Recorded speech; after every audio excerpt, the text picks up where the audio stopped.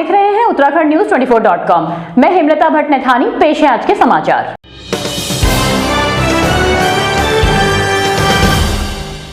ऋषिकेश मंडी समिति के बाहर 4 दुकानों में आग लगी, दुकानदारों को हुआ लाखों का नुकसान। शुक्रवार आधी रात को ऋषिकेश में हरिद्वार रोड स्थित कृषि मंडी समिति गेट के पास 4 दुकानों में आग लग गई। आग की चपेट में आई चारों दुकानें जलकर पूरी तरह राख हो गई। सूचना मिलने के बाद फायर ब्रिगेड की टीम मौके पर पहुंची। कड़ी मशक्कत के बाद टीम आग बुझाने में सफल हो पाई। प्राप्त जानकारी के अनुसार शुक्रवार रात लगभग 12 से 1 बजे के दौरान हरिद्वार रोड कोयल घाटी के पास पान की दुकानों में आग लग गई। देखते ही देखते आग इतनी बढ़ गई कि फलों की 3 दुकानें भी इसकी चपेट में आ गई। आग को बढ़ता हुआ देखकर मंडी व्यापारियों सहित अन्य लोगों ने आग बुझाने का प्रयास किया, लेकिन सफलता हाथ नहीं लगी। सूचना मिलते ही फायर ब्रिगेड की टीम मौके पर पहुंची और आग पर काबू पाया गया। हालांकि तब तक चारों दुकानों में रखा सामान जलकर खाक हो गया। पान की दुकान चलाने वाले महेंद्र मद्देशिया ने आशंका जताते हुए कहा कि ये आग संभवतः आपसी रंजिश के चलते लगाई गई है। एक बार पहले भी उनकी दुकान में आग लगाई जा चुकी है। वहीं फल विक्रेताओं ने भी बताया कि आग लगने की वजह से उनका लाखों का सामान जल गया है। ऋषिकेश कोतवाली प्रभारी निरीक्षक रवि कुमार सैनी ने बताया कि पुलिस मामले की जांच कर रही है। अभी तक दुकानदारों की तरफ से पुलिस को कोई तहरीर नहीं दी गई है। अगर किसी के खिलाफ कोई तहरीर दी जाती है तो जांच करने के बाद उचित कार्रवाई की जाएगी। यूक्रेन से दिल्ली पहुंचे उत्तराखंड के छात्रों का मुख्यमंत्री धामी ने जाना हालचाल, कहा सुरक्षित पहुंचाया जाएगा घर। मुख्यमंत्री धामी ने उत्तराखंड सदन में यूक्रेन से वापस लौटे उत्तराखंड के छात्रों से मिलकर उनका हालचाल जाना। उन्होंने यूक्रेन में अन्य फंसे हुए उत्तराखंड के छात्रों के संबंध में संबंधित अधिकारियों से भी जानकारी ली। यूक्रेन से आने वाले उत्तराखंड वासियों के लिए दिल्ली एवं मुंबई में राज्य सरकार द्वारा समन्वय केंद्र बनाया गया है। यहाँ सभी लोगों के लिए ठहरने एवं खाने की व्यवस्था की गई है। दिल्ली से छात्रों को उनके गंतव्य स्थानों तक लाने की व्यवस्था भी राज्य सरकार द्वारा की गई है। माननीय मुख्यमंत्री ने यह भी कहा है कि सब माननीय प्रधानमंत्री श्री नरेंद्र मोदी जी के कुशल नेतृत्व एवं भारत सरकार के प्रयासों से ही संभव हो पाया है। आज हमारे बच्चे युद्ध जैसी प्रतिकूल परिस्थितियों से भी सकुशल घर वापस लौट आए हैं। इस अवसर पर स्थानिक आयुक्त डॉक्टर VVRC पुरुषोत्तम, अपर स्थानिक आयुक्त अजय मिश्रा, उत्तराखंड सदन के मुख्य व्यवस्था अधिकारी रंजन मिश्रा भी उपस्थित थे। मुख्यमंत्री पुष्कर सिंह धामी ने की भाजपा के राष्ट्रीय अध्यक्ष JP नड्डा से मुलाकात। उत्तराखंड में प्रचंड बहुमत को लेकर आश्वस्त दिखे धामी, कहा उत्तराखंड में बनेगी बीजेपी की सरकार। उत्तराखंड के मुख्यमंत्री पुष्कर सिंह धामी ने शुक्रवार को वाराणसी में भाजपा के राष्ट्रीय अध्यक्ष JP नड्डा से मुलाकात की। गौरतलब है कि उत्तर प्रदेश में विधानसभा चुनाव के चलते पार्टी प्रत्याशी के समर्थन में प्रचार में शामिल होने के लिए धामी शुक्रवार को वाराणसी पहुंचे थे। सूत्रों के मुताबिक नड्डा और धामी की इस मुलाकात में उत्तराखंड विधानसभा चुनाव को लेकर चर्चा हुई। धामी उत्तराखंड में प्रचंड बहुमत को लेकर आश्वस्त दिखे। उन्होंने नड्डा को बताया कि प्रदेश में भाजपा की सरकार बनने जा रही है।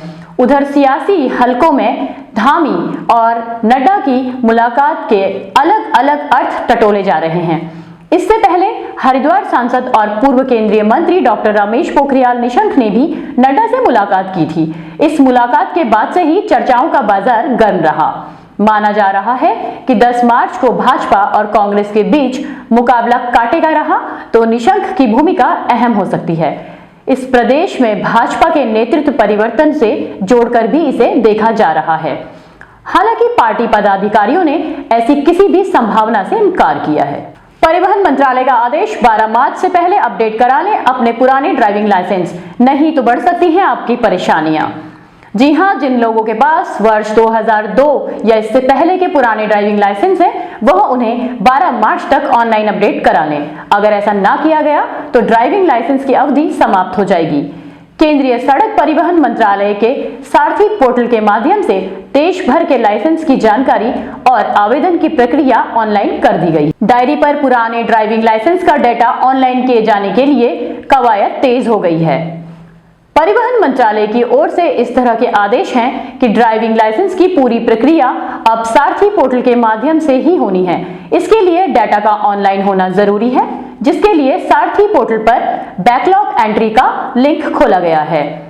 अंतिम तिथि तक यदि लाइसेंस अपडेट नहीं कराए गए तो इसके बाद ये सुविधा बंद हो जाएगी। गौरतलब है कि बिना डेटा के ऑनलाइन हुए डुप्लीकेट लाइसेंस भी नहीं बन सकेंगे और ना ही लाइसेंस में किसी अन्य तरह का संशोधन हो सकेगा। ऐसे में वो लोग जिनके पास पुराने लाइसेंस हैं और उन्हें अपडेट नहीं करा पाए हैं, उन्हें नए सिरे से पूरी प्रक्रिया से गुजरना पड़ेगा और नया लाइसेंस बनवाना पड़ेगा। आपको बता दें कि वर्ष 2002 से पहले सभी डीएल ऑफलाइन बनते थे, इसका डेटा ऑनलाइन नहीं होता था। ऐसे में 20 साल की अवधि पूरी करने वाले इन लाइसेंसों का तेजी से नवीनीकरण आदि के आवेदन आ रहे हैं। पौड़ी तहसील क्षेत्र के ग्राम बेटगांव के प्रधान पर गांव के ही एक पीड़ित परिवार ने मारने, पीटने और जान से मारने की धमकी देने का आरोप लगाया है। पौड़ी से हमारे संवाददाता पंकज रावत के अनुसार पीड़ित परिवार ने जिलाधिकारी से मुलाकात कर मदद की गुहार लगाई है। उक्त परिवार की माने तो ग्राम प्रधान ने उन पर बीती शाम जानलेवा हमला कर पूरे परिवार को घायल कर दिया, जबकि कुछ समय पूर्व उक्त परिवार की ही एक नाबालिग बालिका ने प्रधान द्वारा उसके साथ हुई छेड़छाड़ की शिकायत की थी और जिला अधिकारी से इस संबंध में बात भी की थी, जिस पर मामला दर्ज होने के बाद भी अब तक कोई कार्रवाई नहीं हो पाई है। गौरतलब है कि इस संबंध में परिवार द्वारा नायब तहसीलदार ने इस मामले की शिकायत भी की गई थी, लेकिन अब कोई निष्कर्ष ना निकलने और इसके बाद अब जानलेवा हमला होने पर पीड़ित परिवार जिलाधिकारी के सामने न्याय मांगने पहुंचा है। वहीं ग्राम प्रधान ने भी अपना पक्ष जिलाधिकारी के समक्ष रखते हुए लगाए गए आरोपों को बेबुनियाद बताया है। जिलाधिकारी ने मामले को गंभीरता से देखते हुए एफआईआर दर्ज होने के बाद दोनों पक्षों को राजस्व विभाग और पुलिस प्रशासन द्वारा मामले की निष्पक्ष जांच करवाने का भरोसा दिया है। जिला मुख्यालय पौड़ी में मतगणना से पहले सुरक्षा व्यवस्थाओं की सभी तैयारियां हुई पूरी। आइए देखते हैं पौड़ी से हमारे विशेष संवाददाता पंकज रावत की रिपोर्ट। विधानसभा चुनाव के बाद आगामी 10 मार्च को होने वाली मतगणना के मद्देनजर पुलिस जवानों को सुरक्षा व्यवस्थाओं हेतु पूरी तरह से तैयार रहने और सभी आवश्यक तैयारियों को चुस्त दुरुस्त कर लिया गया है।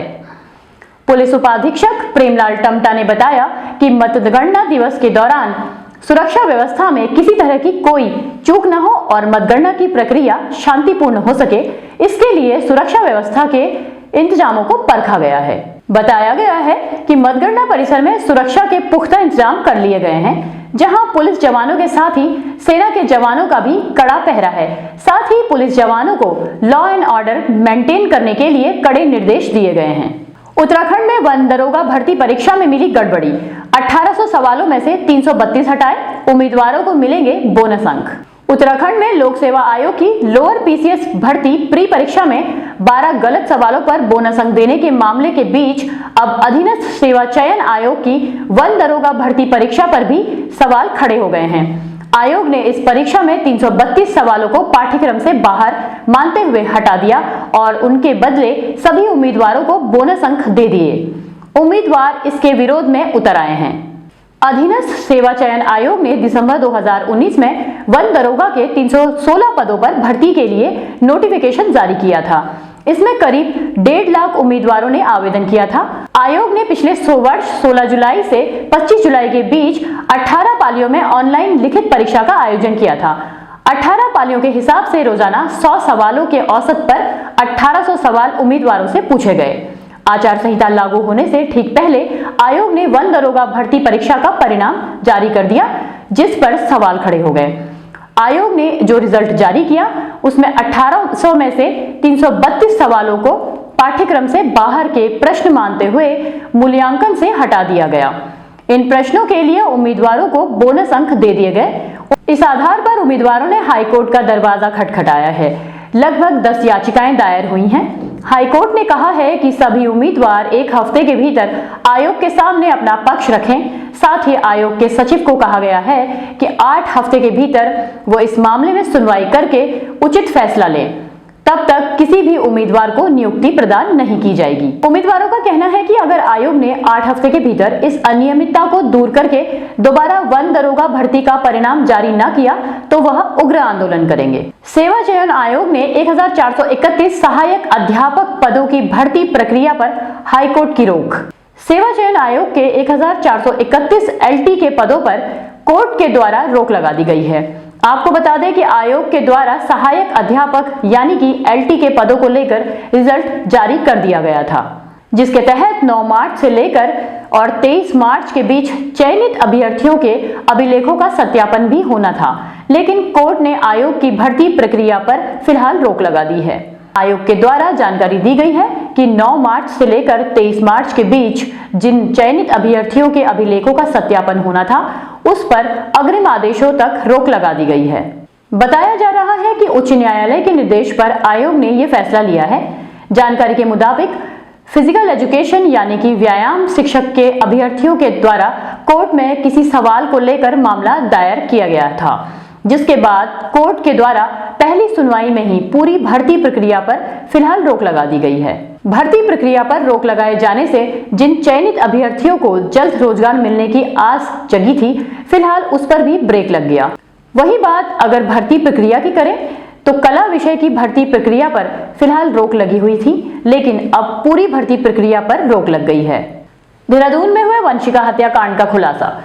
पैर छूकर माफी मांगना आदित्य को नागवार गुजरा, इसलिए आवेश में आकर मार दी थी गोली।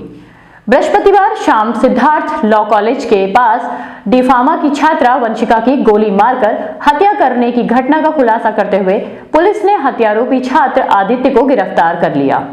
पुलिस के मुताबिक वंशिका की फेसबुक प्रोफाइल पर अपलोड फोटो पर आरोपी आदित्य ने 1 माह पहले कुछ कमेंट किया था। इसे लेकर दोनों के बीच कहासुनी हो गई थी। गुरुवार को कॉलेज खुला तो कॉलेज गेट पर दोनों की मुलाकात एक कहासुनी में बदल गई। इसी बीच वंशिका ने फोन पर उसके सीनियर छात्र और दोस्त वहां पर पहुंचे। उन्होंने आदित्य की पिटाई करने के साथ वंशिका के पैर छूकर माफी मंगवाई। यही बात आदित्य को नागवार गुजरी और उसने वंशिका को गोली मार दी। 24 घंटे में पुलिस ने घटना का खुलासा करते हुए हत्यारोपी छात्र आदित्य को रायपुर क्षेत्र के शिवगंगा एनक्लेव की ओर जाने वाली रोड से गिरफ्तार कर लिया। घटना का खुलासा करते हुए डीआईजी एसएसपी जन्मेजय खंडूरी ने बताया कि हत्यारोपी को गिरफ्तार करने के लिए अलग अलग टीमों का गठन किया गया था और आसपास के सीसीटीवी फुटेज खंगालते हुए मुखबिरों को सक्रिय किया गया था।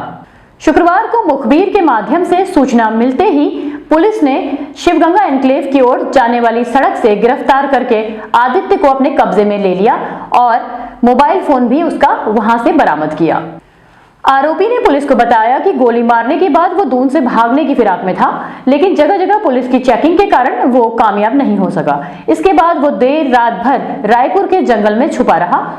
आज फिर से वो भागने की फिराक में था, लेकिन पकड़ा गया। हत्यारोपी छात्र तमंचा कहां से लेकर आया, इस सवाल का जवाब खोजने के लिए पुलिस जुटी हुई है। हालांकि छात्र का कहना है कि तमंचा उसके घर में काफी पहले से पड़ा था। तमंचा उसके घर में कहां से आया, इस सवाल का जवाब पुलिस खोजने में जुटी है। वंशिका के परिजनों ने आरोपी के साथ सिद्धार्थ लॉ कॉलेज के एचओडी विनोद राणा के खिलाफ भी तहरीर दी है। इसमें उन्होंने एचओडी पर फीस के लिए दबाव बनाने और धमकी देने का आरोप लगाया है। एसओ रायपुर अमरजीत सिंह ने कहा कि तहरीर के आधार पर पुलिस ने एचओडी के खिलाफ मुकदमा दर्ज कर लिया है, लेकिन राणा का हत्या से कनेक्शन है या नहीं, इसकी विस्तृत जांच की जाएगी। हरीश रावत की सीट लालकुआं में भीतरघात, कांग्रेस के 3 पदाधिकारियों को पार्टी से निकाला। प्रदेश की चर्चित सीट में शामिल लालकुआं विधानसभा में भीतरघात को लेकर कांग्रेस ने 3 पदाधिकारियों को संगठन से बाहर कर दिया। इन्हें 6 साल के लिए निष्कासित किया गया है। ब्लॉक की अध्यक्ष की शिकायत और रिपोर्ट के आधार पर जिला अध्यक्ष ने कार्रवाई को संस्तुति दी। लालकुआं सीट पर इस बार पूर्व मुख्यमंत्री हरीश रावत चुनाव मैदान में उतरे थे। लालकुआं सीट पर टिकट के 2 मुख्य दावेदार रहे पूर्व कैबिनेट मंत्री हरीश चंद्र दुर्गापाल और वरिष्ठ कांग्रेसी नेता हरेंद्र सिंह बोरा चुनाव में हरदा के पक्ष में माहौल बनाने में जुटे थे, लेकिन टिकट कटने से नाराज पूर्व ब्लॉक प्रमुख संध्या डालाकोटी ने निर्दलीय चुनाव लड़ा।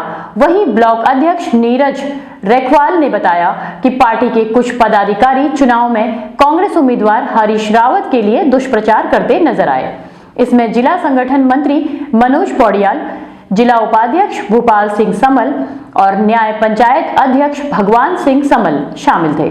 वहीं जिला अध्यक्ष सतीश नैनवाल ने बताया कि तीनों को निष्कासित कर दिया गया है। वहीं पोस्टल बैलेट मामले को लेकर शुक्रवार को प्रकाश ने उप जिला निर्वाचन अधिकारी अशोक जोशी को ज्ञापन सौंपा है और कहा है कि मतदान के 18 दिन के बाद भी लालकुआं के 63% मतपत्र प्राप्त नहीं हुए। ये थे अब तक के मुख्य समाचार।